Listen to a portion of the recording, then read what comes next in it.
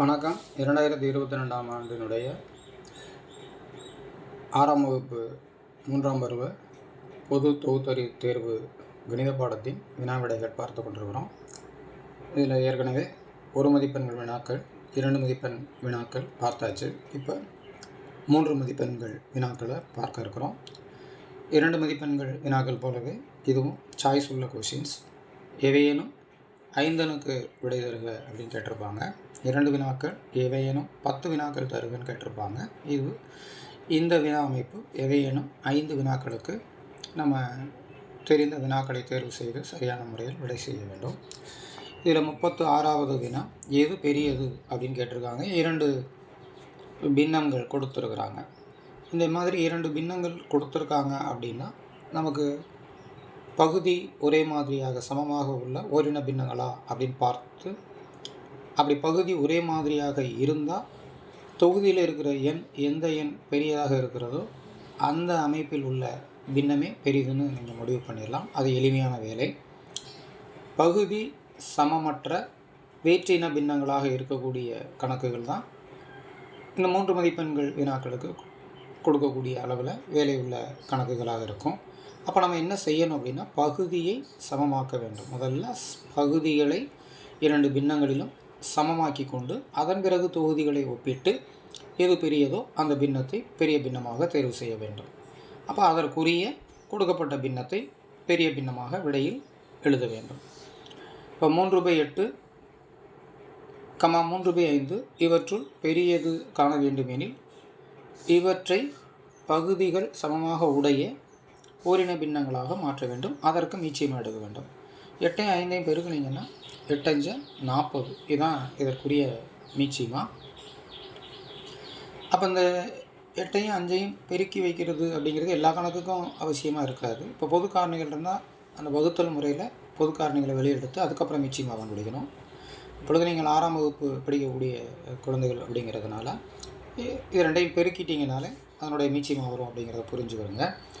இந்த 40 வந்ததுக்கு பிறகு இந்த பகுதிகளை 40ஆக உருவாக்குவதற்கு 2வது பின்னத்தினுடைய பகுதியை இதில் மேலேயும் கீழே பெருக்குங்க. 1வது பின்னத்தினுடைய பகுதியை இந்த பின்னத்தினுடைய மேலும் கீழும் பெருக்குனீங்கன்னா இந்த பகுதி 40,000. அப்போ 3/8ங்கிறத முதல்ல எடுத்துக்கொண்டு அந்த 3/8ஓட 2வது பின்னத்தினுடைய பகுதி என்னாகிய 5 மேலும் கீழும் பெருக்கிறோம். இப்போ மேலே 3ஐயும் 5ஐயும் பெருக்கணும், கீழே 8ஐயும் 5ஐயும் பெருக்கணும். 3×5 15, கீழே 8×5 40. அப்போ இந்த 3/8னுடைய ஒரு சமான பின்னம் உருவாக்கியிருக்கிறோம். மேலும் கீழும் ஒரே மாதிரியான எண் பெருக்கப்பட்டால் அதுக்கு பேர் சமான பின்னம் அப்படின்னு சொல்லியிருக்கோம் இல்லையா. அப்போ 3/8னுடைய ஒரு சமான பின்னம் 15/40. அதே போல் 2வது பின்னமாகிய 3/5 எடுத்துக்கொண்டு அதை முதல் பின்னத்தினுடைய பகுதி எண்ணால் பெருக்குங்க. அந்த பகுதி எண் 8, அதனால் மேலும் கீழே 8ஆல் பெருக்குறீங்க. அப்போ 3/5 8/8ஆல் பெருக்கும்போது மேலே தொகுதியோடு பெருக்கப்பட வேண்டும், பகுதியோடு பெருக்கப்பட வேண்டும். அப்போ 3 × 8 பகுதியில் 5 × 8 24/40 அப்படின்னு இந்த பின்ன அமைப்பு வந்திருக்கிறது. இப்போ இது 2ஐயும் ஒப்பிடுங்க. இப்போ ஏன்னா இவங்க ஓரின பின்ன அமைப்புக்கு வந்துட்டாங்க. பகுதியினுடைய அளவு ஒரே மாதிரியான அளவை பெற்ற பின்னங்களாக வந்துட்டாங்க. இப்போ ஒப்பீடு செய்வது எளிது. அப்படி அந்த மாதிரியாக ஒப்பீடு செய்யும்போது தொகுதியில் 24 இருக்கக்கூடிய இந்த எண் தான் இந்த 2 எண்களில் பெரியது.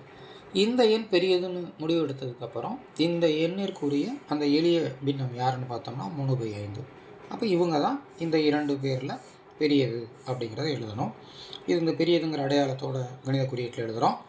24/40 அப்படிங்கிற பின்ன அமைப்பானது 15/40 என்கின்ற பின்ன அமைப்பை விட பெரியது. அப்போ இதற்குரிய பின்ன எண் என்ன? 3/5. இதற்குரிய பின்ன எண் என்ன? 3/8. எனவே 3/5 3/8ஐ விட பெரியது. எனவே பெரிய பின்னம் 3/5 அப்படின்னு எழுதிடுறோம். இந்த மாதிரி தான் அந்த கணக்கை செய்யணும். சமான பின்னங்களை உருவாக்கி அதில் ஓரின பின்னங்கள் வரக்கூடிய அமைப்பை எடுத்துக்கொண்டு அதனுடைய அளவில் ஒப்பீடு செய்து பழகணும் அப்படிங்கிறத தெரிஞ்சுக்கிறோங்க. அதுக்கு இங்கே நம்ம மீச்சியமாங்கிற அந்த ஒரு எளிய வழிமுறையை பயன்படுத்தி கண்டுபிடிக்கிறோம். அடுத்த கணக்கு சுருக்குக. 1 3/5 கூட்டல் 5 4/7 அப்படிங்கிறது இங்கே கொடுக்கப்பட்டிருக்கிற 2 பின்ன எண்களை கூட்ட சொல்லி கேட்டிருக்காங்க இந்த கேள்வி. இந்த மாதிரி கலப்பு பின்னம் வந்தது அப்படின்னு சொன்னால் முதல்ல அதை தகா பின்னமாக மாற்றிட்டு அந்த தகா பின்னங்களை நிச்சயமாக எடுத்து கூட்டினீங்கன்னா அது எப்பொழுதுமே நமக்கு சரியான வழிமுறையாக இருக்கும். ஆனால் அவங்களுக்கு எளிமையான எண்கள் தான் கொடுத்து இது ஆரம்ப நிலைங்கிறதுனால பழக இருக்கிறோம். அப்போ இதுக்கு ஒரு எளிய வழி அப்படின்னு பார்த்தோம்னா இந்த எண்ணில் கலப்பு பின்னத்தில் இருக்கக்கூடிய முழு எண் பகுதியையும் இந்த கலப்பு பின்னத்தில் இருக்கிற முழு எண் பகுதியையும் தனியாக கூடுதல் செய்துக்கலாம், கூட்டிக்கலாம். அப்போ இந்த 1ஐயும் 5ஐயும் தனியாக எடுத்து கூட்டி 6, அதை தொடர்ந்து கூட்டல், இன்னும் கூட்ட வேண்டிய 3/5 4/7 தனியாக கூட்டுறோம்.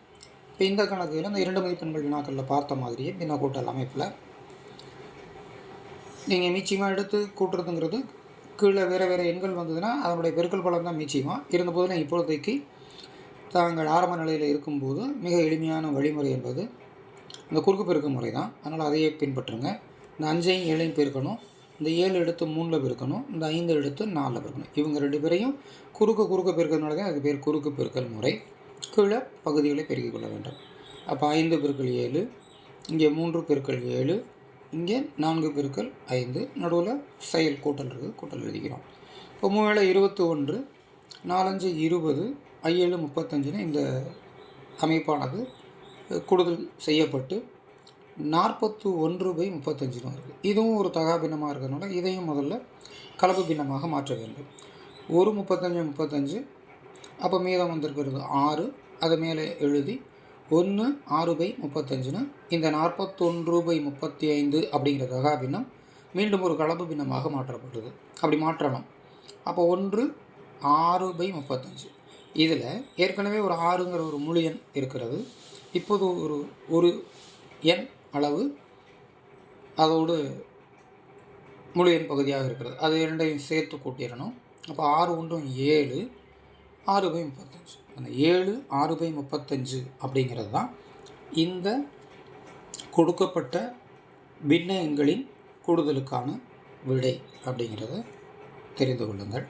ஆனால் பொதுவாக இனிமேல் நீங்கள் பின்ன கூட்டல் வரும்போது தகா பின்னமாக மாற்றிட்டு அதை கூட்டி பழகுனீங்கன்னா கொஞ்சம் எளிமையாக இருக்கும். ஆனால் வேலை பெரிதாக இருந்தாலும் அதுதான் எளிமையாக இருக்குங்கிறதையும் ஒரே விதிமுறை ஒரே வழிமுறையாக அது இருக்குங்கிறதையும் இந்த இடத்துல தெரிஞ்சுக்கிடுவோம். அடுத்தது வகுக்கன்னு சொல்லியிருக்காங்க. இந்த பின்ன பெருக்கல் என்பதும் பின்ன வகுத்தல் என்பதும் ரொம்ப எளிமையான ஒரு செயல்பாடு. 4/3 வகுத்தல் 5/9 இருக்கு இல்லையா? இந்த வகுத்தல் பின்ன வகுத்தலில் இரண்டாவது பின்னத்தினுடைய தலைகீழியை முதல் பின்னத்தோடு பெருக்கணும். இதுதான் விதிமுறை.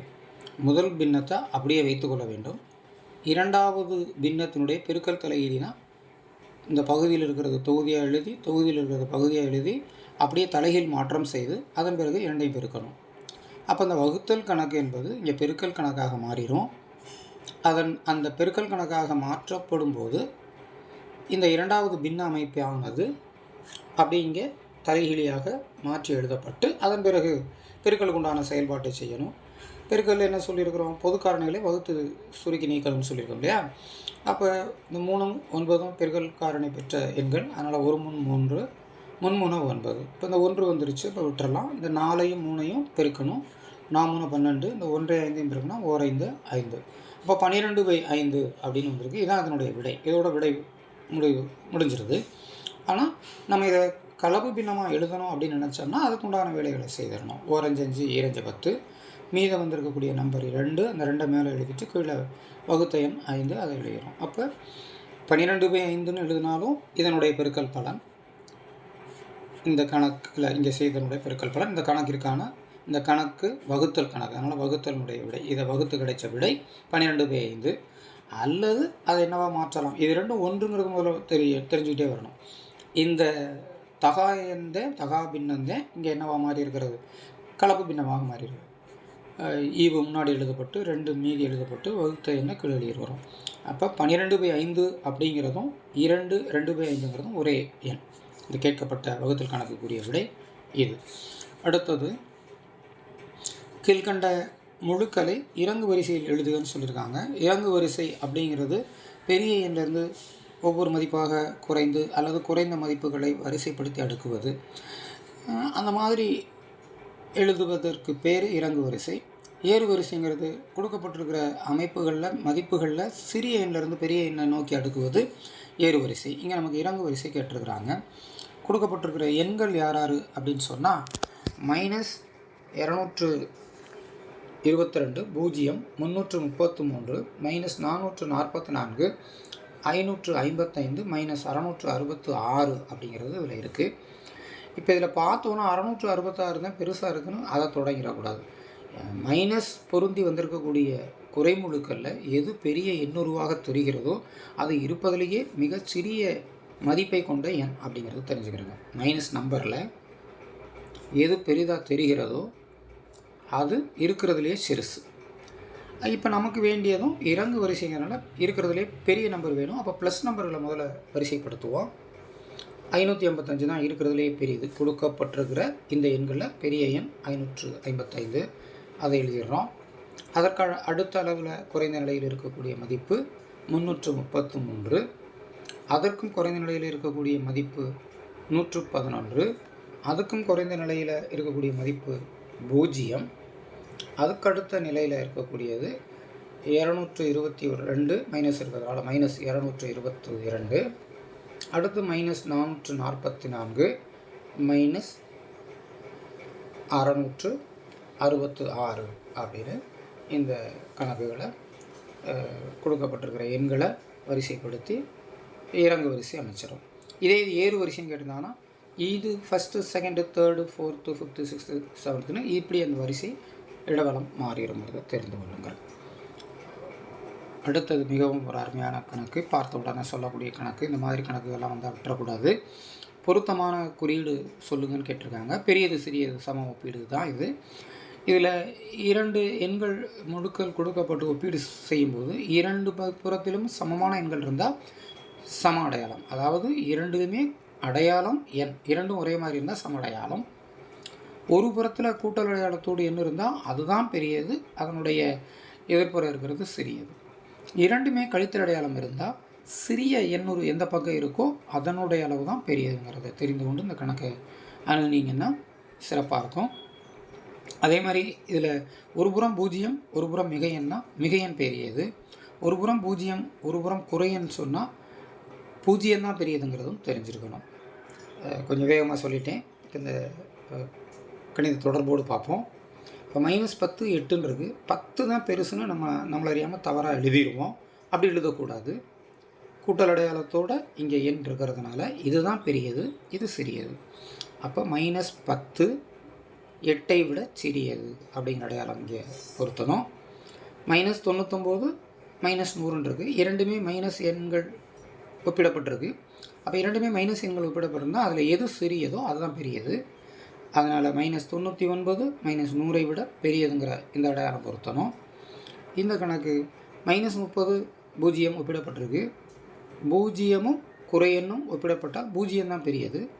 எனவே இந்த பக்கம் இந்த அடையாளம் பொருத்தப்படணும்.